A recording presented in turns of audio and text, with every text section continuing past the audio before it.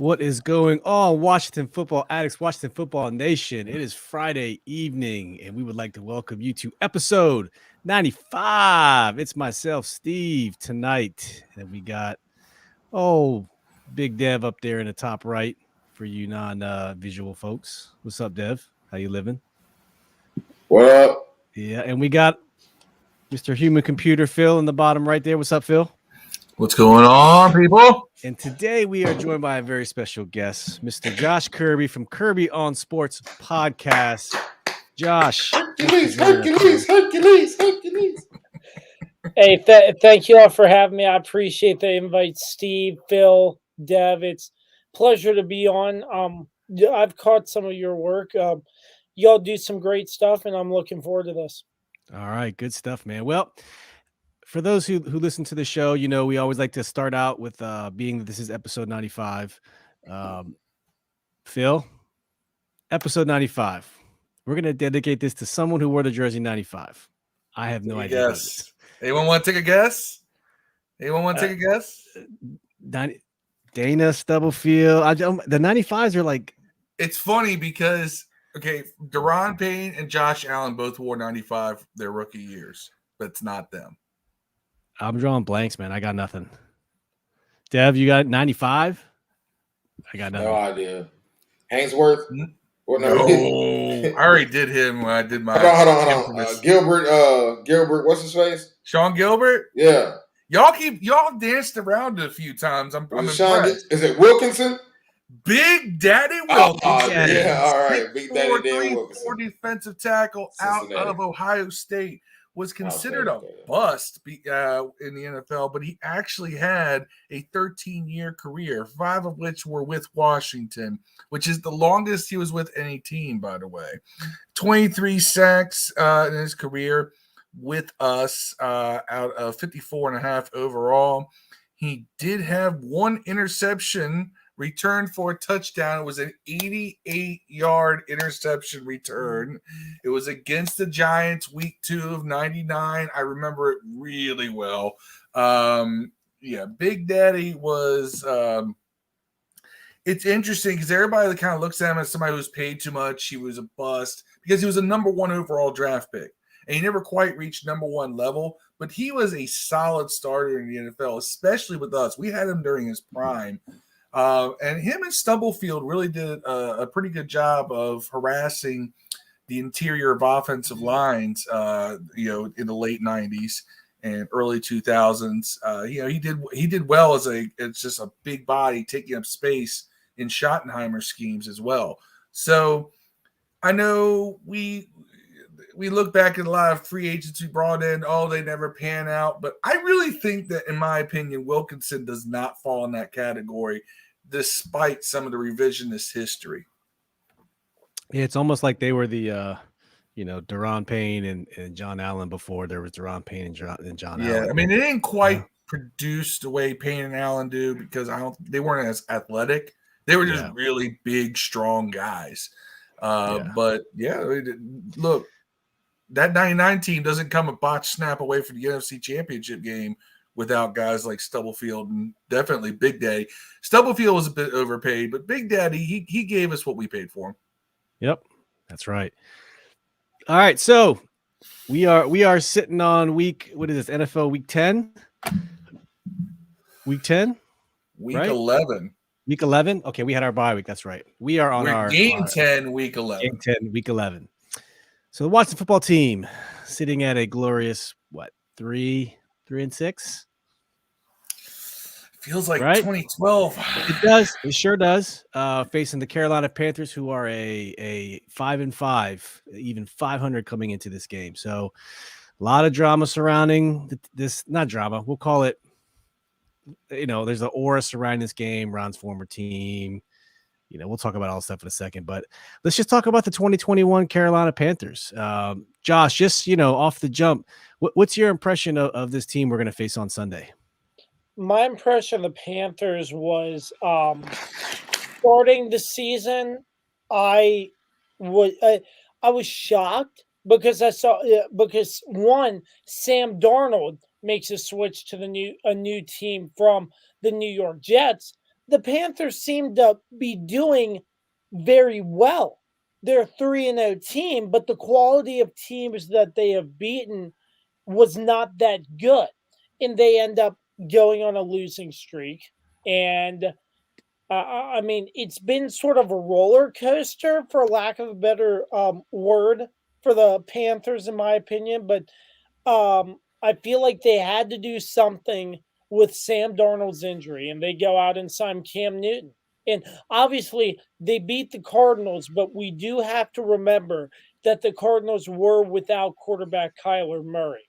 Mhm. So I'm not sure how much you take into that win, but it was PJ Walker and Cam Newton as the red zone quarterback. I would not be surprised if we see a mix of both Cam and PJ Walker, even though Cam will be the starter going into this game, I have heard.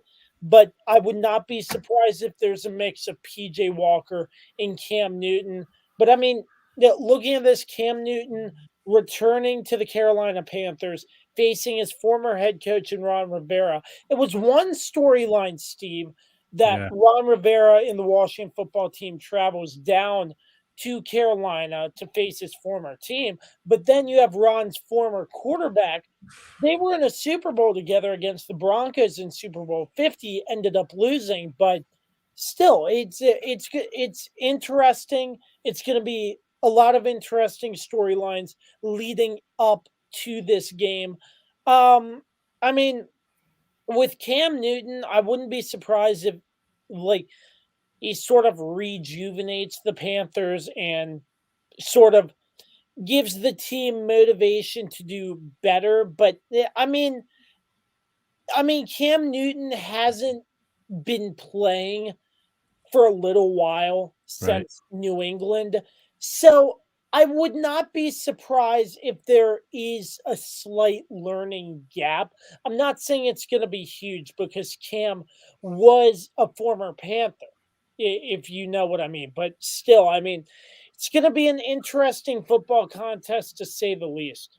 Yep, absolutely. Hey, Andy Burrows, our former DC Tweet Team 1932 DC Tweet Team podcast. Andy, we love you.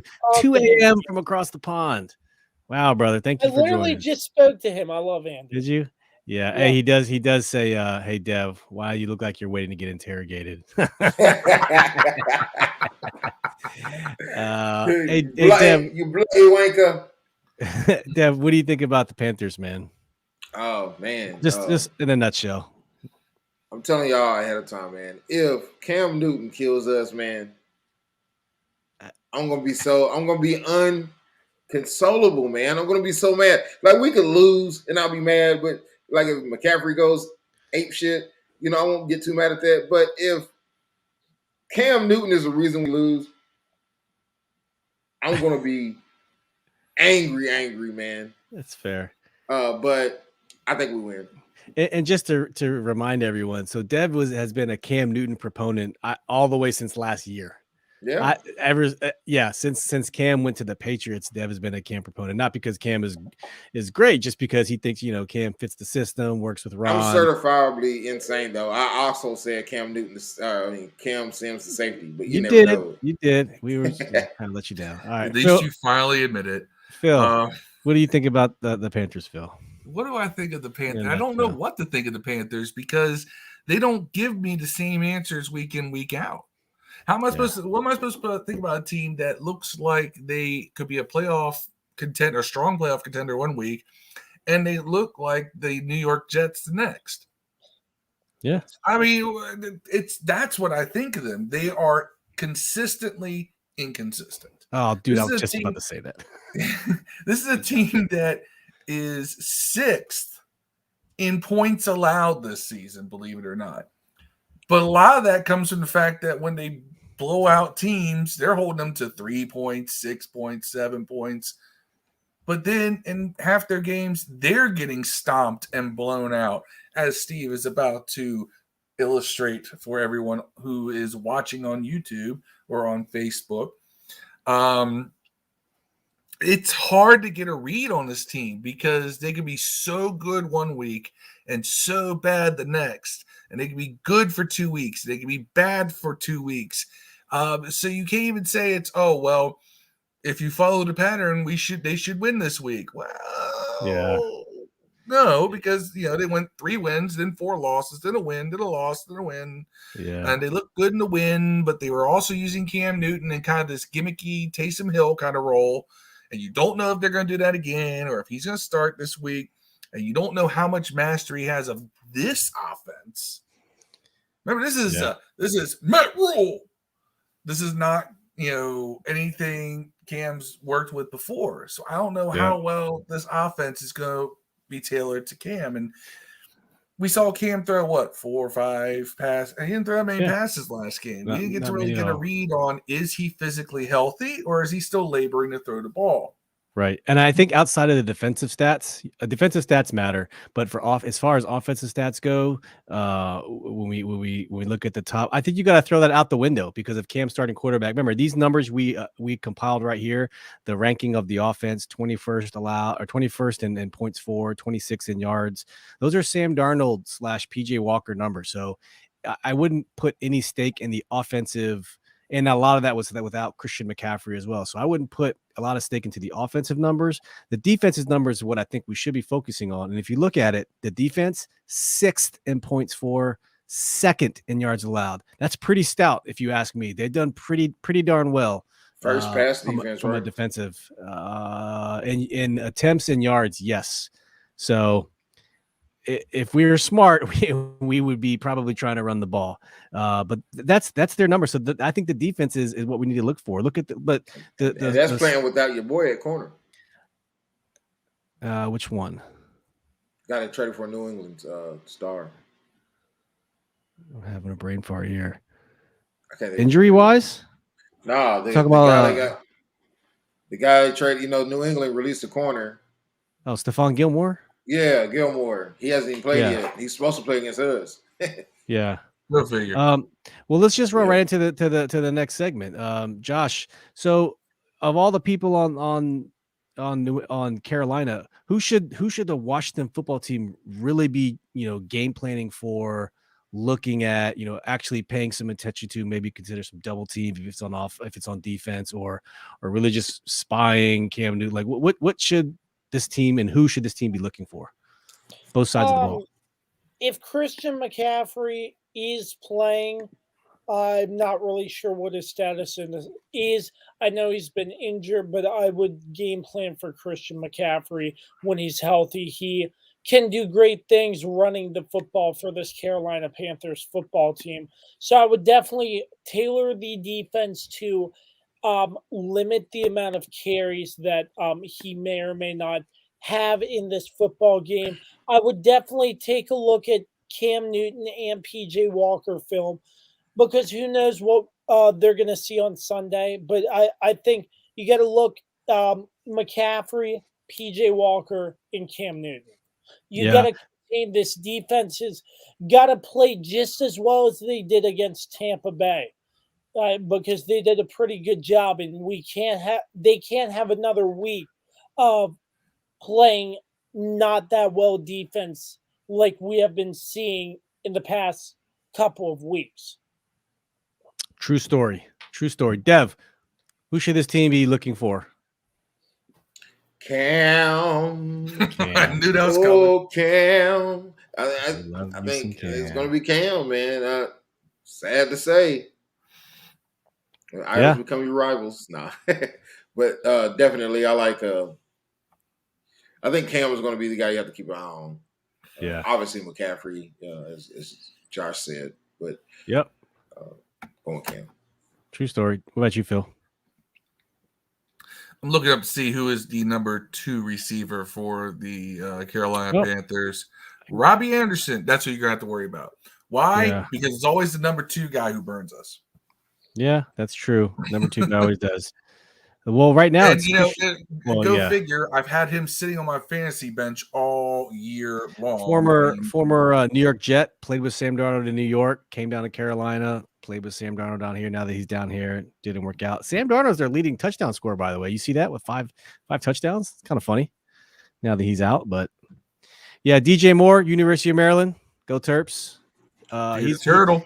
He's suffered from lack of quarterback play between Sam Darnold and PJ Walker. So we'll see how Cam Newton does in distributing the ball. Yeah, me personally, I mean, Christian McCaffrey, you always got to watch out for Christian McCaffrey. It just doesn't matter. Even a 90% Christian McCaffrey is a bad man. Marcus Edelin, our friend, thanks for joining us. The main key is always Christian McCaffrey. That's right. He's the X factor, and they're hurting without him. Going down to the defensive side of the ball, let's take a look real quick. So interceptions, they're about the same boat as us. A couple twos spread across the formation. 3 guys with 2 guys with 1. Let's look at some sack numbers. Yeah, Hassan Reddick, outside linebacker. I don't know if he plays Mike or Sam, so it'll be hard to say. But looks like they have some pretty good sack numbers when you look at the totals there. Tackles look pretty decent. Shaq Thompson, always good. He's always very high praises, but I wanted Shaq Thompson when he came out of college. I think a lot of people did. I'm gonna go ahead and stop sharing the screen here, but yeah, Shaq Thompson, good guy. I don't know if our strategy we took against the Tampa Bay Bucks will work. I think it should work if you run the ball, control the clock. There's no need to pass. Taylor doesn't need 40 attempts. Keep Taylor around 30 between Gibson and Patterson. Let them milk the clock. Keep it moving. We're going to be in enemy territory, just like the title of this, enemy intel. You got to keep that time of possession to a minimum to the other team, right? How many times have we burned with time of possession? It's been rough. Truly has. We've had 2 games where we've really dominated time of possession. The Tampa Bay game, which we won, and the Saints game, which we should have won. I even think we won time of possession against the Packers, which we should have won. And I wouldn't be surprised if I haven't looked, but I wouldn't be surprised if we won it against the Broncos, which we should have won. This is kind of a prevailing theme. You win, or you're in a position to win when you had the ball more than the other guy. Very true. True story. And I know people love to say, "Oh, the game has changed." Certain fundamentals always remain the same. You're always in a better position to win when you're wearing down the opposing defense by keeping them on the field. That is correct. So, Josh, let's talk about some injuries, man. Of course, I'm gonna show the injury report here real quick. But what's your take on our injury status, our health status of this football team, man? Well, obviously, first and foremost, I was at the Washington Tampa Bay game live, and seeing Chase Young go down, it was heartbreaking. Yeah, I mean, it was absolutely brutal seeing a guy like Chase Young, who is a big voice in the Washington football team locker room. It was just very sad to see his heart, his courage going back out onto the field afterwards. That's a true testament to how much of a leader Chase Young is for this Washington football team. Yeah. Looking at that injury report, Kendall Fuller, I mean, obviously we need Kendall Fuller. He's I really like Kendall Fuller at the cornerback position. Tight end, gentlemen, I think tight end is a position that is wearing very, very thin for the Washington football team. I mean, Logan Thomas, first and foremost, he's still not playing. And Logan Thomas was a valuable asset for this Washington football team last year and this year before he got hurt. Ricky Seals-Jones filled in pretty nicely for him, but it looks like he's out. So that's going to be interesting to see. I'm interested to see if Samus Reyes will get any time at tight end. But that position is wearing very thin. Other than that, just make sure. I mean, Brandon Sheriff, he's been on and off, injured, going back in. We got to keep that O-line healthy. Curtis Samuel, I wouldn't be surprised if he's out for the season. I just don't think he's healthy. I don't practice today. No. He did. Yeah, he did. They made a big deal about it. Or he's questionable and he practiced, but at this point, I still don't. I wouldn't put any money towards that because I still don't think he'd be ready to go. But if he did end up playing, I mean, it might be like last time. A groin injury is a tough injury to overcome. What are the odds he might pull it again or something? At some point, you gotta take a risk. You gotta play those odds. To an extent, yes, but I mean, this Curtis Samuel injury, it's just a lingering injury. In looking at um, Washington bringing him in, I believe he was already hurt.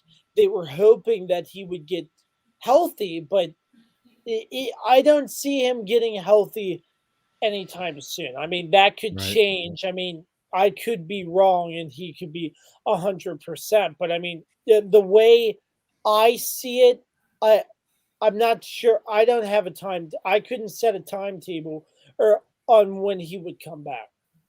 Yeah, that's good. I mean, not good. That's just Good analysis. That's what I meant to say. It's rough because we've been seeing a lot of people in our Facebook group talk about, oh, he's stealing money, and then let's be clear, injuries happen. I would never accuse someone of stealing from this team, especially if you're injured. Now, if you go out there get paid a lot and you just are terrible, like Landon was until they manipulated his position and his status where he plays in the box. Yeah, you could argue he was stealing money, but a guy gets hurt, it's not his fault. So yeah, a lot of these injuries are they're kind of been on par with where we are. It's good to see St. Just out there, finally out of the concussion protocol. Sam Cosme, full practice. That's going to be a big one. Love it. So Dev, what do you think about these injuries, man? How are we looking? Suicide is painless. Like the MASH thing, man. Like we didn't know the words of that, see. But definitely some MASH unit, bro. Man, I'm trying to see which one's the most important one. I mean, if they're actually injured, I'm not gonna say. Honestly, it's probably Kendall Fuller. Like Josh said, what we're gonna do if Kendall's out and St. Just is out? Oh yeah, you're looking like tight end there. Yeah, it's Danny Johnson time. Now they would have to put Cam Sims at safety, and then I'm gonna end up being right after all. Well, at least you'll be right about that one, since you weren't right about Cam going to DC. He'll be a free agent next year. Yeah. Y'all never let that. I'll never let that live that down. If he balls up against us and he's a free agent next year, oh man. Yeah, Marcus Edlin said it's going to be John Bates and Samus Reyes. Yep, I think we're going to see a lot more John Bates, and if our man, I think we're going to see a lot more 4 wide Cody receivers. Jones and I are going to be over here just creaming ourselves because we love John. We're going to see 4 wide receiver sets. Heck, I have a picture with Samus Reyes at the game this past Sunday. Nice. He's like a toothpick next to him. He's big, isn't he? He's very big. I was like, "Hey, Samus, can we get a picture?" He's like, "Let's do it, bro." It's so cool. Yeah. I just love the idea of this giant Chilean dude being like, "Let's do it, bro." That's awesome. I'm a big Samus Reyes fan. I think we'll go with 4 wide receivers though. You think so? Or you're going to see Gibson and with McKissick in the backfield a lot together. We're gonna run Dax Milne, Adam Humphries. Yeah. Diami. Carter. Diami's back. McKissick. That helps a lot. I like DeAndre Carter as a wide receiver. I feel like he's really developed. I think you can see that. I think you could also see McKissick and your boy Gibson back there in the backfield together. Same time a lot. We've seen it rarely. From time to time, McKissick and Gibson. As far as the Panthers injuries go, I want to see the Patterson Gibson backfield. Damn it! Man, you could put him in a pro set, I formation. Whew. You know how everything old becomes new again. Like champion hoodies have were old and become new again. You gotta imagine that some offensive coordinator out there has got to find a way. Scott, you listening? they got to find a way to take variations of some of these old sets and make them new again, like a 2-back set. And bring back the Wishbone. Army never let it leave. No, I mean, Army's still running the Wishbone. Georgia Tech's running the triple option for like year 50 now. I don't know. It's like you can find ways to take something. Like you can do a lot with a 2-back offense, and you don't have to have it halfback, fullback. You can do a dual halfback offense, especially this day and age where all your running backs now are pass catchers for the most part. Why not? You can keep one in the block, send one out on a route. You can send both out. You can keep both in. There's so many different ways you can do this. You can do handoff right, handoff left, counter. Maybe I got to start drawing a playbook because it feels like we have some talent back there and no one's finding ways to get this talent on the field at the same time. Yeah. Maybe it's just me. And maybe I'm out here just speculating, but I don't know. You brought that up, the 2-back backfield. I thought, you really don't see that anymore. Yeah, I would love to see a healthy Logan and a healthy Ricky Seals. That might be something worth watching. You want to see a 2 tight? I know. I just want to see 2 tight end set. Steve is a mark for the 2 tight end. I always wanted to see it with the healthy Jordan Reed and Vernon Davis. Man, Gruden never wanted to do it. But all right, so at this point, we're going to transition into something a little new. It's going to be called Phil's Mystery Segment. We have no idea what this is. We don't know what to expect. We're going to react. I should probably put Phil, by himself out here in a on an island. Well, no, because I need everybody here for this. Okay, so all right. Floor is yours, sir. Normally, on this show. All right, this is the guy who brought us the infamous, nugget porn. I didn't do that. Hey, Justin Sawyer, thanks for joining us. Says Phil for offensive coordinator. Jamie Lee Patterson, thank you. Bates and Dax. Trust me, I will come up with some interesting run concepts. But anyway, so normally the format is Steve lays out the questions and we provide the answers and opinion. I wanted to turn around a little bit. In my travels through the various forums and outlets for fans to give their opinions, I've noticed there's some prevailing theories, opinions, thought processes that have some backing to them. And I want to put them out there and get some quick reaction to it from you guys. All right. The first one is, after the Tampa Bay game, Taylor Heinicke has proven to us that he is our franchise's future quarterback. No. Thoughts? No. What? No. Am I in the Twilight Zone? No, but Phil's right. You go on Twitter, you go on any Facebook forum, you're seeing people saying, see, I told you. Dude, I think the book is open. I'm not denying it could be. I'm not saying. Can anyone tell me, have they heard? Because I know, like, Steve's seen it. Every time I bring up talent and skill deficiencies that I think holds him back from being anything other than a guy who may be able to help us sneak into the playoffs. And I do think Taylor's good enough to do that in this particular offense. I said, but I point out, it's not like Kurt Warner, who went to a small school, didn't get drafted, and then went to the Arena League. Taylor Heinicke's been on 4 other teams and didn't make it. Kurt Warner balled out in the Arena League. Taylor Heinicke went to the XFL and sat the bench. Yep. And I bring up the fact he doesn't have a particularly strong arm. When I say strong arm, I'm not talking about whether or not he can throw the ball 70 yards in the air. Wait a minute. Didn't Kurt Warner sit the bench behind Jay Gruden in the Arena League? No, he started in the Arena League. Jay Gruden played on a different team and got his ass whooped by Kurt Warner because Kurt Warner is a Hall of Fame Arena League player, and Jay Gruden is a bum. But anyway, Jay Gruden, the Louisville legend. But I have, and he's also a legend at One Loudon. So back to my point. No one ever gives me physical talent reasons why Taylor is any good.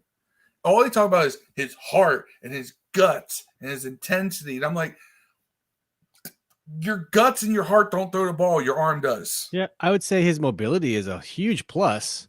Mobility is great. His football IQ is great, but I think his lack of arm strength and that long delivery hold him back. I also question some of his football IQ because he Yeah. doesn't know when to process, get rid of the ball sometimes.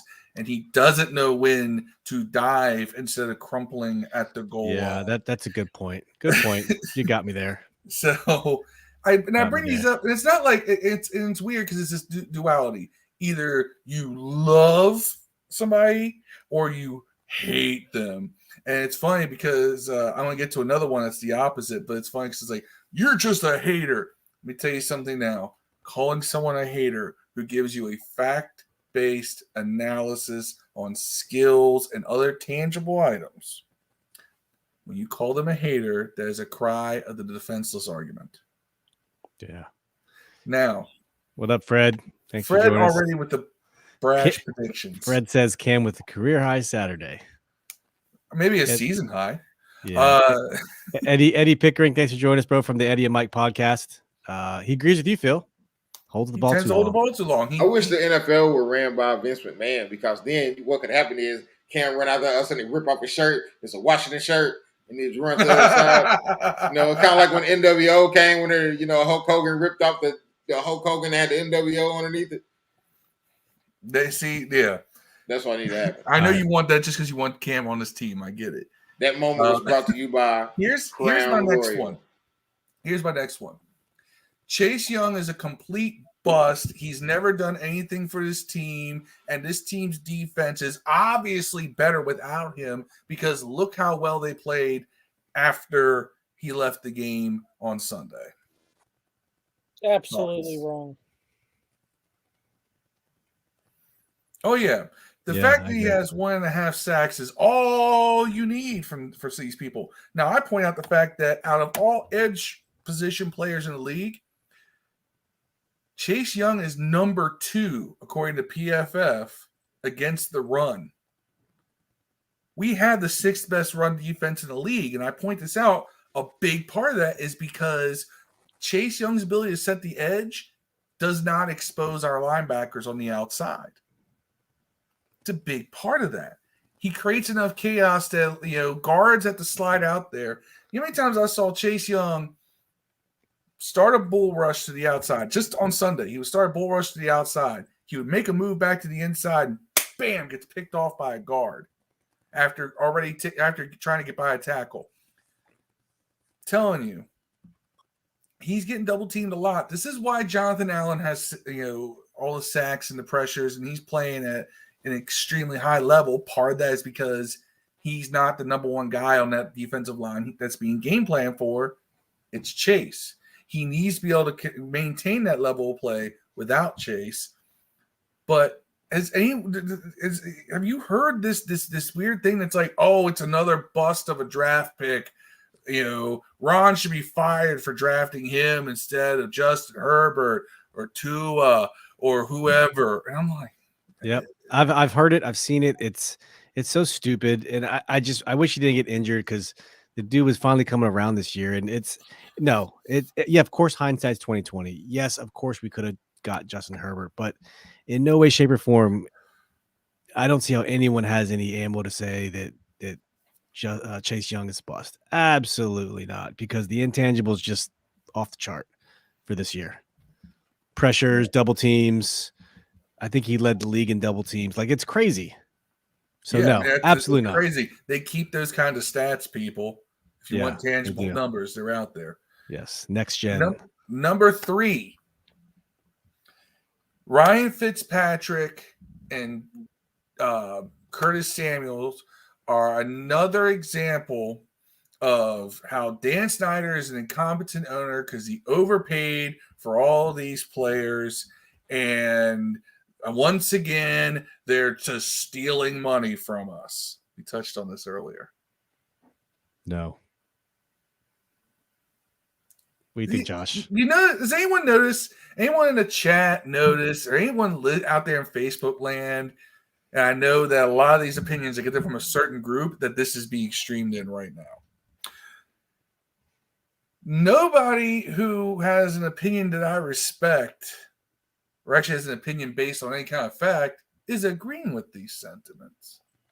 There's 3 other men in this room right now who are all looking at me like I'm an idiot for even asking the question or bringing it up. Yeah. No.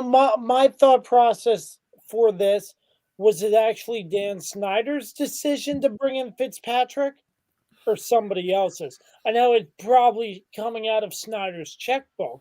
There's Ron did that, man. Yeah. Yeah. So, I mean, the way I look at it, I think, man, that's tough. They needed somebody. They didn't go through the draft, so they wanted Fitzpatrick. No, I think they wanted Cam, but I think that Belichick grabbed him before he hit free agency. So then they went with Fitz. They already showed their hand. They wanted Matthew Stafford. Well, they didn't get that. I mean, I'm talking about after that. Obviously, that trade fell through.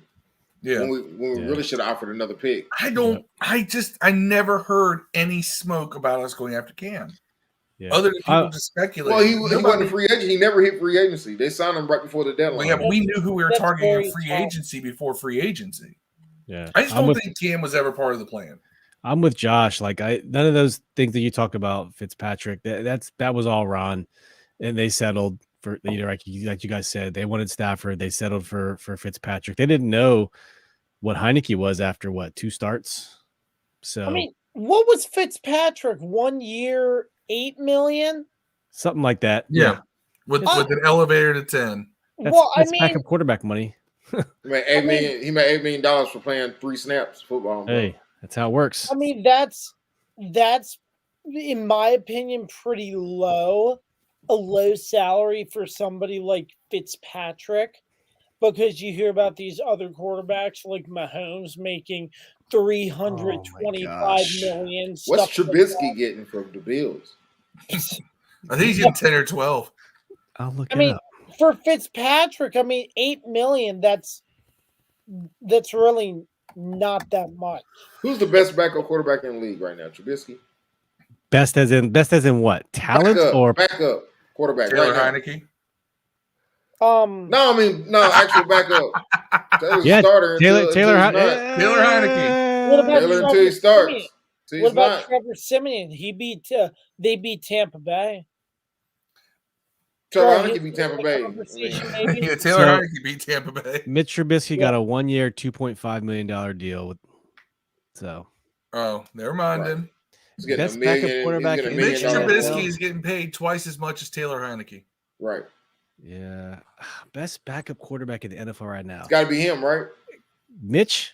It's got to be. No. Name one better. It's not Mitch. Name one. Name him. Name the best backup quarterback right now. Well, if you're looking at it, Fitzpatrick started the season. So Heinicke. No, man, I'm not counting him. He started. I'm talking about right now. If you had got a backup quarterback right now. I gotta look at all the rosters, but I'm Oh, with Trubisky, you would. Yeah. Man, Trubisky went to, whether you like it or not, Trubisky went to 2 playoff seasons with Gase as the coach. He did. Whether you like it or not, stellar defense.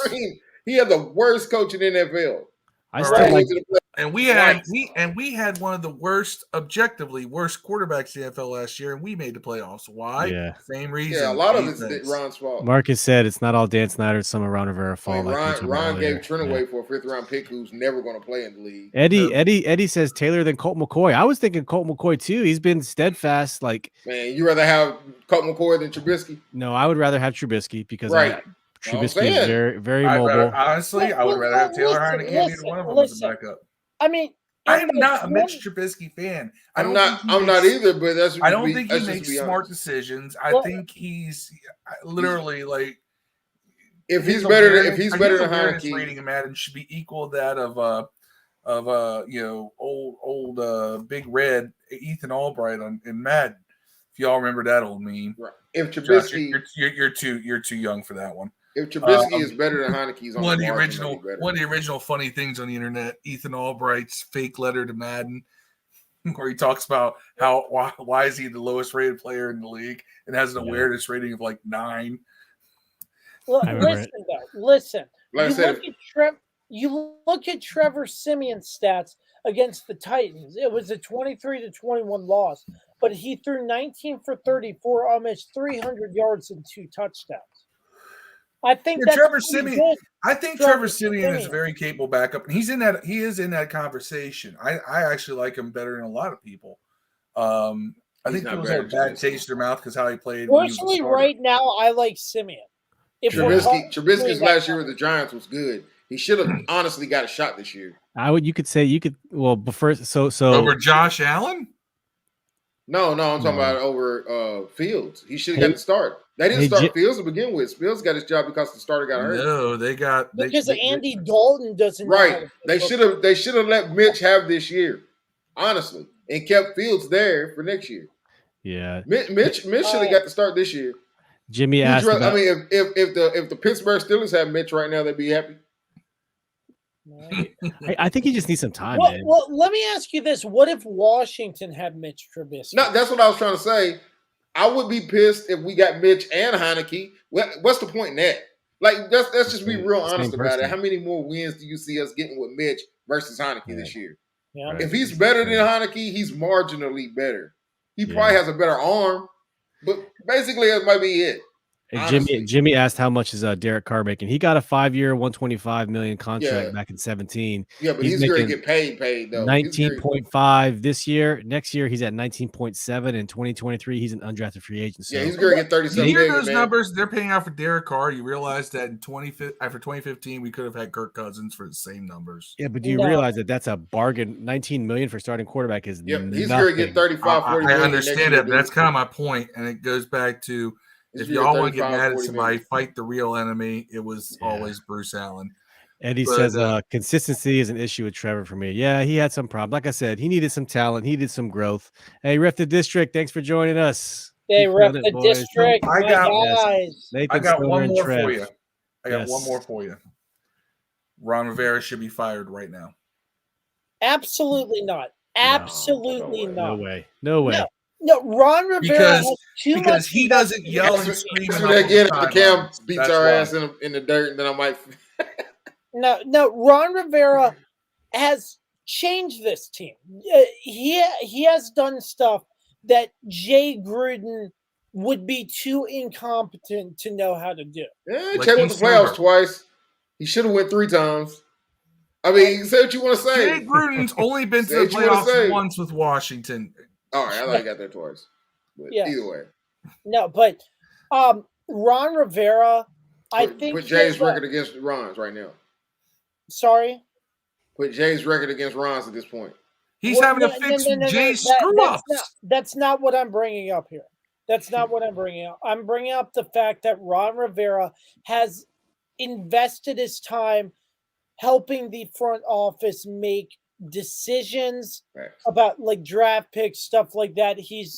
I think he's kind of like part of the front office, but I think his attitude, his mentality towards this team, he holds the Washington football team to a higher standard. But I mean, it doesn't seem like that. If you know what I mean, the gameplay hasn't shown it, but it's going to be a multi-step process for Ron Rivera. And I think he's a pretty good head coach in comparison to Jay Gruden, in my opinion. And I think Ron Rivera, he's still doing a great job despite what is going on. It seems like there's always a black rain cloud over top of Ashburn. And Ron Rivera has been handling it really well, guiding this football team, trying to make the right decisions. And I still feel like he can turn this team around. It's not going to happen like that. I'm telling you what's going to happen, though. Ron Rivera got this year. They're going to give him a pass last year, regardless. Yeah. But he's got this year and next year. If next year they don't make the playoffs, he's done, bro. This is the NFC East, man. It's not going to be because Ron's a bad coach, because Ron's a good coach. There's not one coach in the NFC East that lasts 2 years without going to playoffs. It don't happen, bro. Let me also point this out. Two things, because Eddie Pickering said something really poignant. He says, and replaced by who? Right. Do you know who the most frequent name I see brought up on that one is? for a replacement coach for this team? Yes.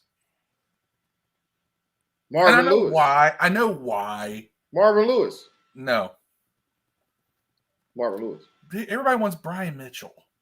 Oh, Marvin Lewis. Because he's a former player and he Chris yells Cooley. and Chris people That'd be a better choice than people Brian think Mitchell. that you have that, And I like that Brian leadership is being the loudest No. voice No. volume wise. Sometimes an empty vessel makes a lot of noise. I can yell into a glass bottle and get really loud. All right. Man, Brian if he Mitchell hired somebody like Brian for Mitchell or almost Chris 20 Cooley, years laughing about and it, has coached watch it. nowhere. All right. There's a reason why. Obviously, he doesn't have it in him personally to be a coach, and no one sees coaching material. He's an analyst, he's a personality, but that doesn't necessarily make you a leader of men as trying to be the mature one in the room. He was a leader of men on that special teams unit. He was amongst the boys, amongst other players. There's something to be said for the guy who can be calm and who can be the calm eye in the center of a storm. Ron Rivera is kind of that guy. Like he's stoic. Some people don't respond to stoicism, but I think when you've got these young kids. Wait. Let me hold on. Is that a word? Stoicism, yes. God dang, Practicing being Kentucky stoic. education system, man. Well, I am working towards a master's degree, but anyway, mental flex right there. But and I just got nominated to a national honors society thing. But anyway, Well, congrats. if anyone wants to It's doubt gonna be with them little kids. Don't let them lie to you, man. little kids, I'm competing with grown adults with my 4.0. Thank you. Hey, if you ain't ever seen the Negus spelling bee thing on YouTube, classic. Negus. That's the funniest. That is funny. But anyway, back to what I was saying is that you understand with a lot of these Gen Z, and young millennial kids that are really the core of the players in this league now. They're all under 30. And a lot of people who are making this call are people who are like, Dev's age, my age, Steve's age. They're not,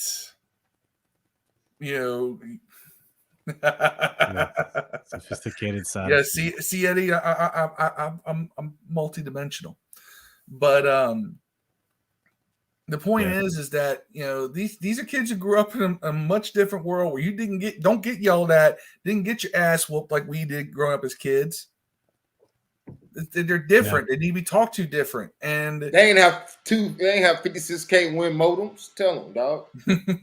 56K. Right. Hell, I didn't even have a modem until I was in high school. Okay. Point is, Ron Rivera is an adult voice for people who need an adult voice in the room. Yes. And I think that in the long run has a lot more of a benefit towards this team. And I think that's something the team will rally around again.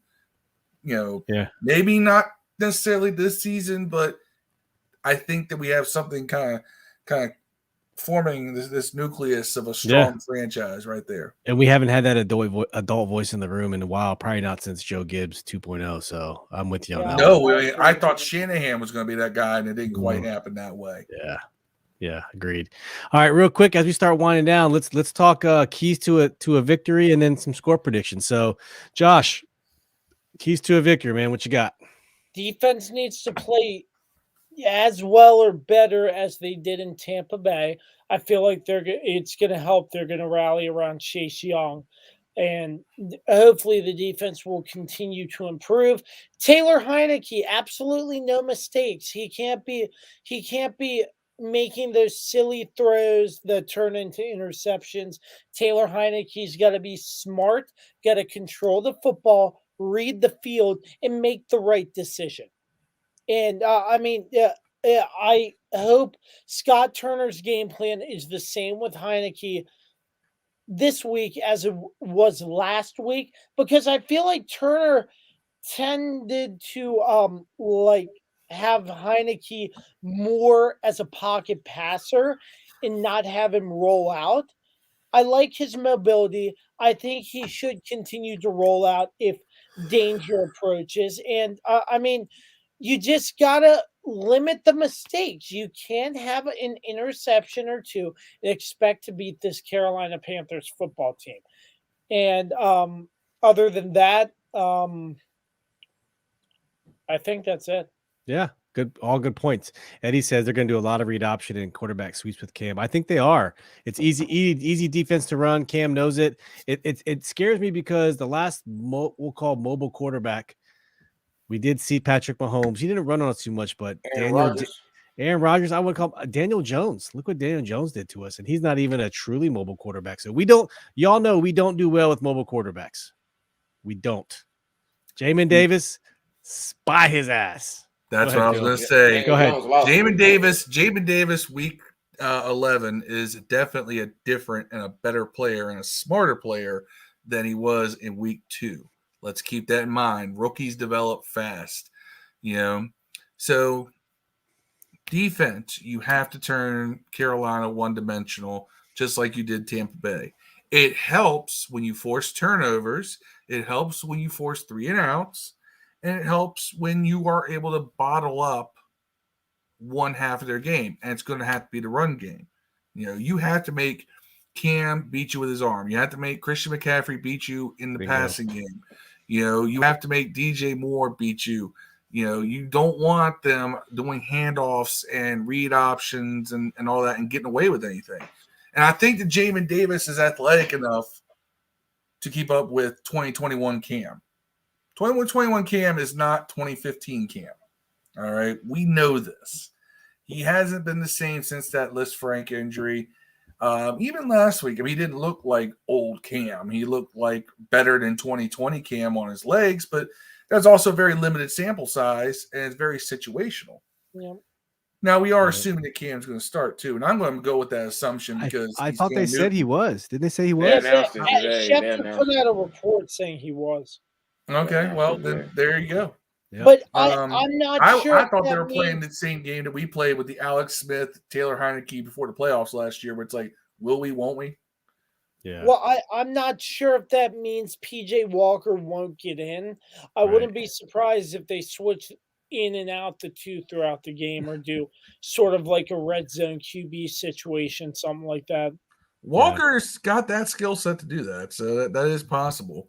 Yeah, you got to look out for that element of surprise there. See, and here's the other thing, and I harped on this after the last game.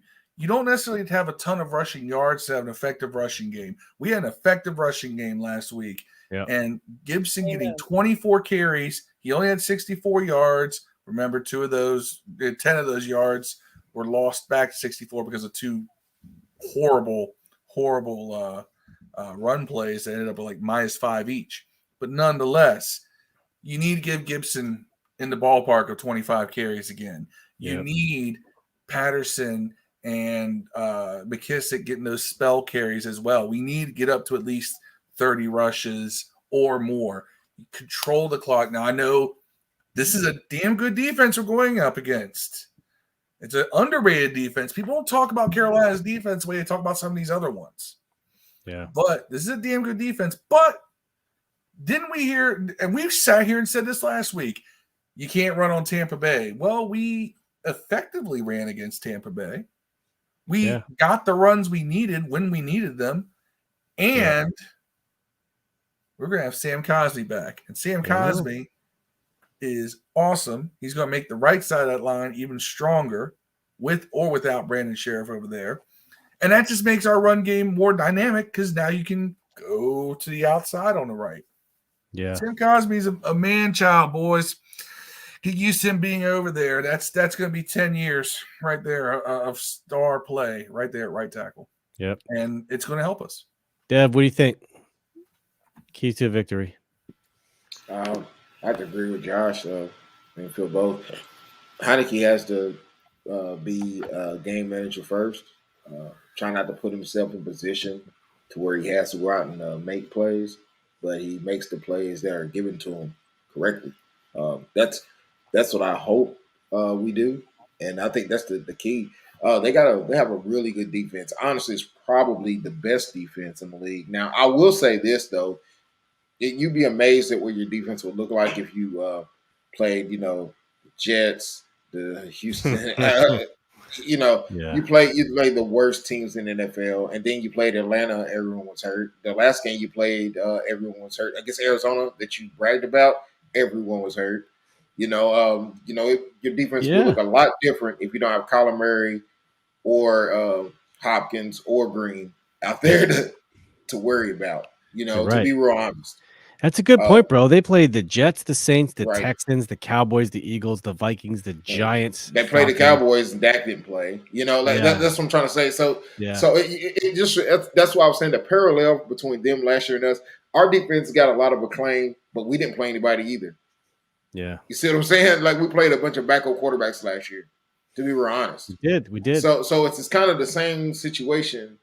To where we're going to a game where defense does have a lot of talent and they do have a lot of numbers where it shows that they're real good, but are they really? We'll find out. I would love for us to be surprised to see Thompson get out there and Samuels. They practiced, man. So they're questionable. They moved up from doubtful to questionable. So we'll see. But again, keys to the game, minimize the turnovers. Play smart football. Yeah. How about you, Steve? What do you think? No, to me, it's Christian McCaffrey. I'm not worried about Cam. Cam's rusty. He didn't show me anything with his arm last year, so I don't think his arm's going to beat us after being out all season and coming in one game. So the only thing you got to worry about is Cam running. I'm not too worried about it. To me, it's Christian McCaffrey, and Cam might have a hard time getting DJ Moore the ball, but so focus on Christian McCaffrey, and I think we'll be fine. And that's from a defense perspective. From an offense perspective, you guys already said it. Time of possession, run the ball. Scott Turner, stop trying to be so pass happy. 4 minutes left in the game. You're up by 4. You don't need to keep pass. So to me, it's if you're going to pass, do what you did and keep it safe and keep it moving the chains. Yep. Jimmy says take advantage of defensive turnovers. Yep, absolutely. If we get them. Forced turnovers. Oh my God. Right there. That Tampa game told you exactly how forcing turnovers has been such a missing part of this defense. Yeah. And we, and when I saw us get 2 picks in the first quarter off Brady, I was like, wow. Yeah. Look what we've been missing. That's right. And honestly, should have been 3. That Fuller pick was a pick. I don't care what anybody says. It was not a pick. I saw that replay. You don't think so? No, it was an interception, but the ball hit the ground. That's the only issue. It was an interception if he makes that catch. Yeah. It just slightly bounced off the ground and into his hand. It looked trapped to me. It looked like he trapped it. It did look trapped. But remember what the call was. The call was incomplete, so there had to be enough evidence to overturn it, and it clearly wasn't. So, all right, at this point, we're going to do some score predictions. So if you're out there in the audio or the YouTube world, please go ahead and post your predictions in the chat now, and we'll give them. We got some comments here first. Marcus Davis, I just want the team to build this young team towards being ready for the 3rd year of the rebuild. Frank's Barris, thanks for joining us. Bring back Candy Golden. I've got 2K invested in him, please. What the NFL 2K series? Why did you invest $2,000 in Candy Gold? What did you invest $2,000 in for Candy Gold? Put that in the chat, Frank. Jimmy says we had turnovers in Denver, did nothing with them. Right, last week we scored on 3 straight drives, even though it was field goals off turnovers, but we did it. We had a field goal kicker to do. Sly. You sly dog. That's right, Josh. Thank you. Big fan of that dude. At least we don't have a kicker named Blewett anymore. That's right. We don't. Oh my God. So, Josh, I'm going to start with you, man. Give me so as we know, score predictions. We have some Washington football team gear we try to give away. We haven't given away this year, but you predict the score right. What I have on the queue right now is a signed Bryce Love pylon from training camp last year. I will send out to someone who nails this score.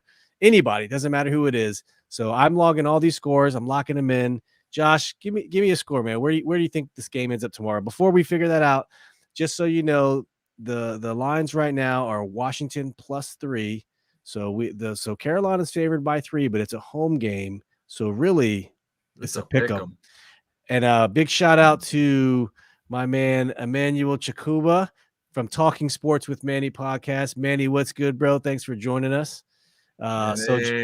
Marcus Davis says 17-14 Carolina. I got you, Marcus. Josh, what you got, man? Traitor. I think Washington takes the edge in this game, 20-17. 20-17. And I want that pylon if I'm correct. Absolutely, man. It's yours. It is yours, Josh. Straight up.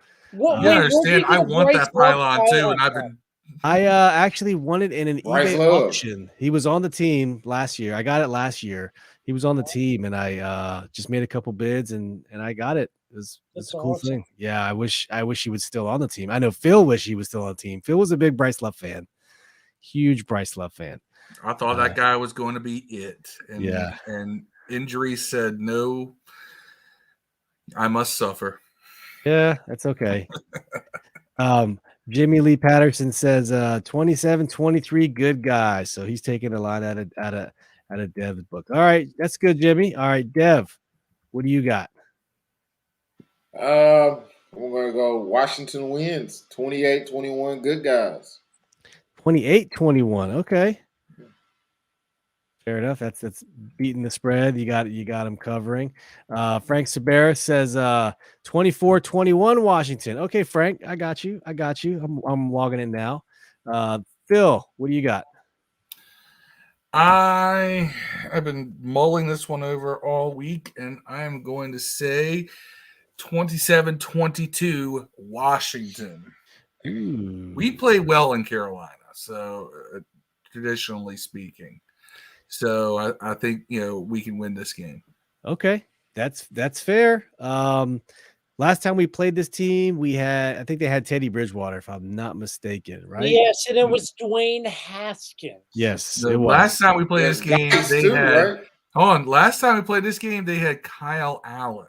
I thought Geis ate him up, right? Didn't Geis and Peterson ate him up? He took that. Geis took that screen pass for like 80 yards and scored. Are we talking about last time Washington went to Carolina? I just don't remember it at all. I don't remember. We beat him last time. It was Geis that went ham on him. No. At the end. If you're talking about the last time Washington played Carolina, it was at home. There was a chance to clinch to the division if Washington beat Carolina. But I was talking about in Carolina. Okay, I'm sorry. Yeah, that was last year. You're talking about, Josh. You're talking about last year's game, which is in DC. And Teddy beat us. I wasn't sure if you were talking about the last game in general or the last game in Carolina. No, I was talking about in Carolina. We seem to play well in Carolina for the most part. L1C4, Teddy Bridgewater. Can I just say it's been a while since I've heard Darius Geis's name. I just can't believe what he did. It was terrible, man. Yeah, Darius Geis is my Bryce Love to Phil. I just loved Darius Geis. I love Darius Geis too. Stay healthy. And then he does that stupid thing and gets arrested. Yeah. My prediction, I got 27-24 Washington. So all of us, I got 27-24 Washington. Josh has 2017 Washington. Jimmy has 27-23 Washington. Dev 28-21 Washington. Frank 24-21 Washington. Phil 27-22 Washington. Marcus 24-20 Washington. And Marcus Davis, the lone dissenter, 17-14 Carolina. So I respect that. That's a low-scoring game. Where's Fred to predict that we're going to lose 35-10? Marcus Davis says, you heard it from me first. Drew Lock, Matt Ryan, Jacoby Brissett, all viable candidates for next year. I'm a Jacoby Brissett guy. If y'all been watching the podcast, you know I like Jacoby Brissett. He is trash juice. He has not fared too well down in Miami, I will say. Who fares well in Miami? I know. Dan Marino. Who does well in Elvis Gerbach. That was a big Dan Marino is one of the most talented quarterbacks to ever play the game. Couldn't win a Super Bowl. Yep. Hey, Marcus, keep us posted, man. Scouting some quarterbacks. We hear the big names. What is it? Hal, Ritter, Malik. You see my boy Malik Cunningham last night? 7 touchdowns. Who's the guy from Liberty? Malik Willis. Malik Willis. Malik Cunningham, though, so I want to talk about Louisville. Yeah. 7 touchdowns. Frank says, if Washington loses, I'm burning every card of the Redskins I own. We Send should. them to I think me. This is not the game to burn your stuff. no, for it's win or not. lose. It's not. You All know, right, fellas. If we went out and lost to the Jets, then yeah, burn everything. Yeah, Carolina's gonna be. It's gonna be, and it's not the Sam Darnold Carolina either. So this is gonna be an interesting game. What if Heineken goes off like he did against Tampa Bay? Hey, then you know what? I wouldn't even say he went off against Tampa Bay. He played the game that he should play against Tampa Bay. What if he does that same game against Tampa Bay? What do you think Monday armchair quarterbacks are going to say? Then we're 4-6. That's all I'm going to say. We're 4-6. Oh, I'm going to. Here's the thing: 4-6. We're in a hunt. The armchair quarterbacks are still going to argue about it, and I'm going to still say, I like it. I want to see more of it and consistently. Yeah. Frank says Gandy Golden from Liberty. Hey, I'm Gandy Golden's fan president. Don't say anything. I'm still waiting for him to break out. But yes, I'm a big Gandy Golden fan. Marcus Davis says, no. I'm not a fan of always going. Hey, Dev, Marcus has a Louisville fan too. So while we're on this point, I never knew that, bro. Let's go to some shout outs. Hey, I'll start out. Josh, big shout out to you, bro. Thank you for joining us tonight, man. I appreciate y'all. Yeah, really we appreciate you, man. And where can everyone find you out in the ether on social media? Right there. For those listening, www.kirbyonsports. That's KIRBY onsports.com. That's where you can find literally everything. I have everything attached there. Yes. And while he is a big Washington football fan, you can find he talks about everything sports related. So go give him a follow. It's great content. Can't speak highly enough about Josh, and thank you, bro. Dev, you got any shout outs? Hey, I'm going to go watch Ghostbuster Afterlife after this podcast. Have fun, man. Let me know how it goes, how it is. I seen the Eternals last week. I think it's pretty good. Yeah. Cool, oh, man. God. I can't trust your opinion on anything. It's good, man. It's not horrible. It's not a lot of action, but you like it. It's not. Hey, but anyway, thank you, Frank says your show's excellent, guys. Thank you, Frank. We appreciate that. It's these guys. It's Devin, Phil, and people like Josh, man, that make it great. So, Phil, give us a shout out, bro. All right. Shout out to my recently discovered neighbor, Josh, for being on the show. Yeah. I just found out that Josh and I, actually live in the same region in Virginia, like fairly close to each other. It's odd because I don't know anybody out here that does this stuff besides me. Josh knocked down his girlfriend. Y'all missed the whole argument before this. It was the other way around. Anyway, I don't mess with them young chicks anymore. Anyway, shout out to Marcus Davis, president of my fan club. I love Marcus, man. Shout out to Bowie, Maryland. Marcus. Congrats to your. Half my family lives in Bowie now. Hey, Marcus, congrats to your. Hey, man, my sister joined the Navy, Marcus. I forgot to tell you that. Yeah, and congrats to your kid winning the football championship, man. Good stuff. Been following you, man. Oh yeah, congratulations to you, brother. Now I'm gonna do a product placement here. All right, y'all will help me. Oh man, all right. He gets getting that Pornhub account again. Raise Energy drinks. You've probably seen their stuff online, right? They have these little on-the-go packets. This stuff gets me through every work day. Like it's. If you've ever been to the gym, you take a good pre-workout, you have better mental focus on what you're doing. Like you kind of zero in and you have that energy lift. This stuff, same thing, not quite as potent, so you're not as hype, but you're lifted and you don't crash. This is how I get through my work day. This is how I make 100K a year. Right here is pre-workout always makes me feel weird, man. This doesn't do that because this doesn't give you like the tingling and all that, like from the beta-alanine. This is kind of like, Bang or Rain or any of those drinks. They do make them in cans too, but I always use this just mixed in with some water. If you go to repsports.com, Rep's the parent company of this, use my promo code HuskyFit for 15% off any of their products. I do recommend them all, but for those who don't work out, but you just need to get through the day, there you go. Raise Energy on the go packets. There you go. I got a young girlfriend, so I gotta take that before her. Josh, you got a shout outs, man. You got anyone you want to shout out? Shout out to you all for having me on. I greatly appreciate it. It was really fun, and I hope we can do it again soon. Yeah, absolutely. Frank says next week do a show on the Lions. I'll sponsor it. I need a good laugh. Yeah, they're wow. 0-8, 0-9. We play the Lions. 8-1. They tied. Oh, they tied. That's right. They tied. I watched that game and I was like, who's trying to win this game? Because I don't know. Yeah, I want to pick the Lions. I'm trying to find the right game to pick the Lions to cover the spread this year. Who they play this week? Money line, and I just can't find a game. I got it right here. I'll tell you. Might be this week. Try this week.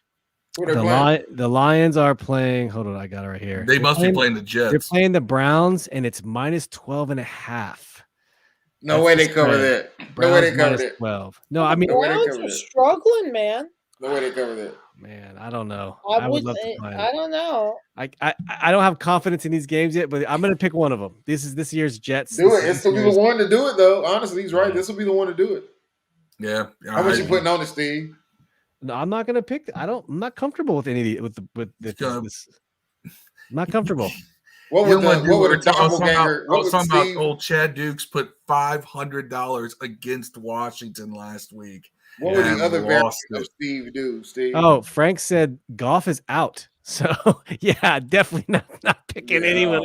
Not picking mine. I'm Who's not the picking backup quarterback for the Lions? Oh yeah, they got it. Was undrafted. They got. I forgot they said his name. It's like I can't pick +12 on the Lions if Goff is out. Guy was undrafted. I can't remember his name. It's the Lions. I'll tell you right now, it's might shock the world though. You might want to pick him on fantasy football. No, I might do on one of them little 5-cent FanDuel. David Blau, David Blau or Tim Boyle is their backup. I'm picking him on FanDuel just to see, just in case. Lauer, Didn't we play Blau? Didn't we get Didn't we have David Blau last year? We had David Blau last year. Didn't we play the Lions and play one of their backups? I thought David Blau played on Thanksgiving. No, yeah, he played on Thanksgiving. We played the Lions last year, and we got. I remember that game very clearly. Thanks for bringing it up, Phil. But trust me, no one likes to remember that game because I was Stafford owns Washington. Prater, man. Yeah, jeez. Stafford always played well against us. I remember his rookie season. I was at that game. He took it to us pretty bad. So yeah, Stafford's great. He is better than Goff. I wish we would have Matthew Stafford. He's playing so great right now. Yeah, he's getting there. He's ups and downs, man. But we're gonna go ahead and shut this one down. Hey, thank you to everyone who joined tonight. Big thanks to Josh once again. Thank you. Go follow him again.